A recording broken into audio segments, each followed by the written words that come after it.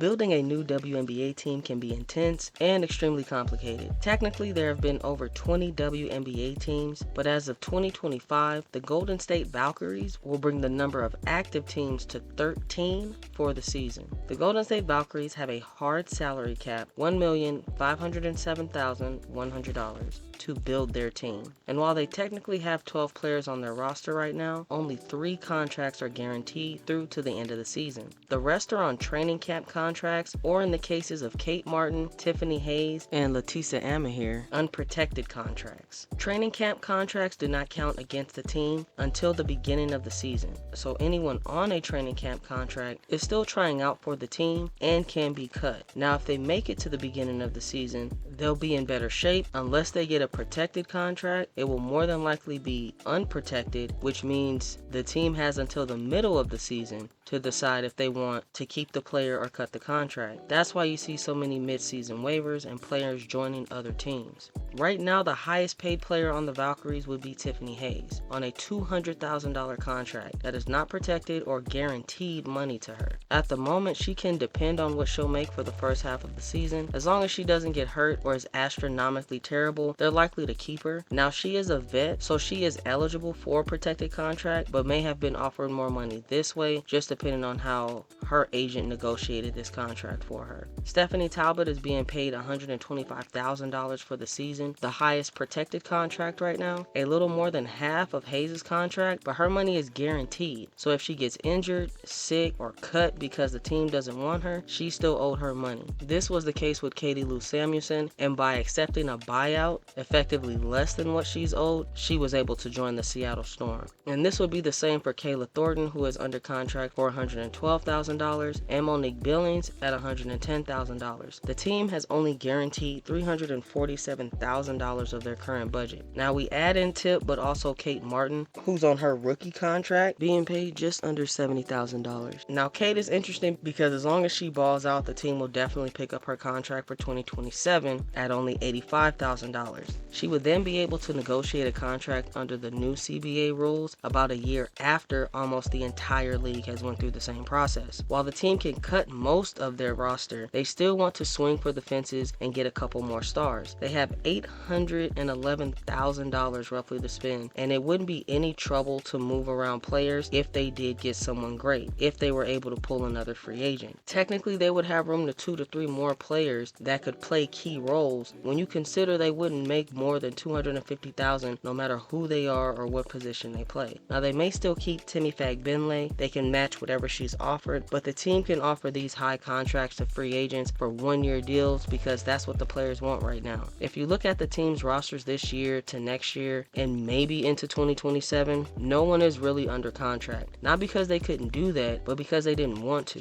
Anyone coming off a 3-year deal over the last couple of years signed short 1 to 2 year deals so they could be free agents for the 2026 season or be in a situation where they're able to negotiate their extension. The new collective bargaining agreement will be negotiated, and not only will their personal salaries more than likely increase, but the team's salary cap could be increased as well, or modified to have a soft cap instead of a hard cap, which just means they can get even more creative with how they pay their players. A team like the Valkyries will benefit in more ways than one. First, they are one of the more lucrative teams in the league already, with their ticket prices already being some of the highest in the league, mainly because it is San Francisco and it's the Chase Center, so you're in a bigger city. The ownership group for Golden State isn't afraid to spend money. More, in fact, they actually want to invest in their players and the team, but mostly because a lot of the players are not dead set loyal to their teams right now. Tiffany Hayes was protected in the expansion draft by the Aces from the Valkyries. They fully intended on bringing her back and having her be an integral part of the team for their next championship run. But the Valkyries have so much more wiggle room than the Aces as far as the salary they can offer her. Not only are they looking for really solid players, and the players have the leverage. So someone like Tip, who is making $88,000, can go in and ask for $200,000 as a key piece of the team. She's being offered more money, a bigger role, state-of-the-art equipment, agent, maybe one of the faces of the franchise in a major market city for 1 year. Obviously, she can come back, but both sides get to fill out the situation and see if it fits. Compared to starting in Cleveland, Portland, or Toronto, joining the Valkyries means you get first access to an already winning culture. Building the team, the Valkyries' strategy so far has been around making the team competitive by filling it with experience, versatility, and players with a modern play style. They went for balance by making sure they had proven talent, international stars, and with young players that they can develop, giving them the best footing to start on.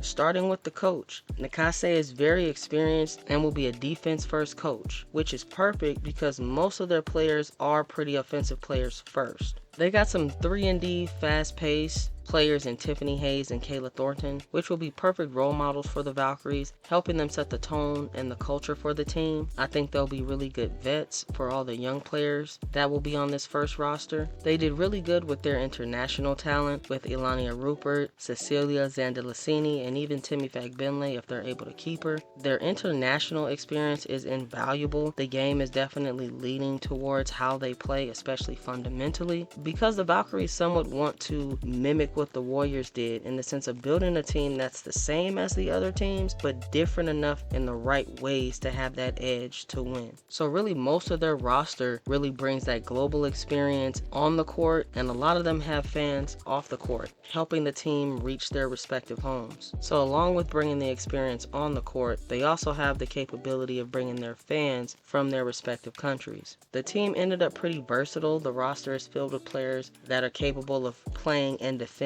multiple positions, 3-and-D players that are experienced while placing value in developing their young talent. Even with this in mind, they can offer pretty substantial contracts to the remaining free agents, but it will more than likely be a 1-year deal, so the team will look completely different next year. And while they definitely have the budget to go out and get a free agent, you pretty much have your forwards covered. So when you look at what's available, Astu Nador, Kennedy Carter, Waka Kuir, I think they would do okay there. But I mean, Kennedy Carter is probably the biggest name that's still left there, and it really would be a weird match if that's who they went out to get. You're pretty much doubling up on the positions you already have filled right now, so they don't have a lot of options when it comes to what's left in free agency. Their best bet is going to be the young talent, the talent no one's aware of, finding that key piece in training camp or someone that's gone undrafted, but they're liable to be right back in this position in just another year like all of the other teams in the league. Toronto and Portland will have an expansion draft held for them, and effectively each team will lose 2 players, even if it's just the rights to hold the contract of an unrestricted free agent. Then, like all the other teams, they'll have to deal with their free agents, who they may want back, or who they're trying to actively pursue. Any team, but these new teams specifically, can target whoever they want besides rookies. But with a player they're trying to target, they could put together the sickest pitch offer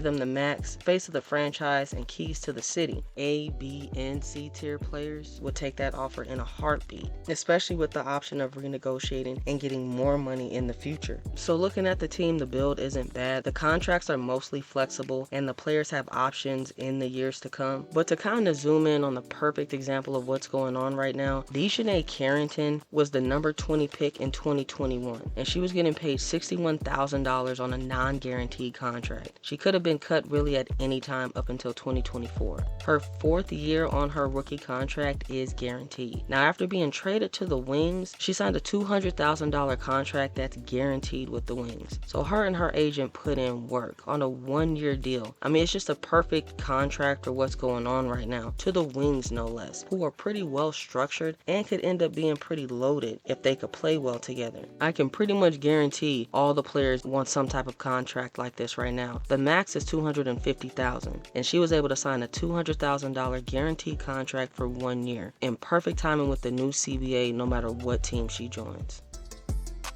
Don't forget to like and subscribe, players.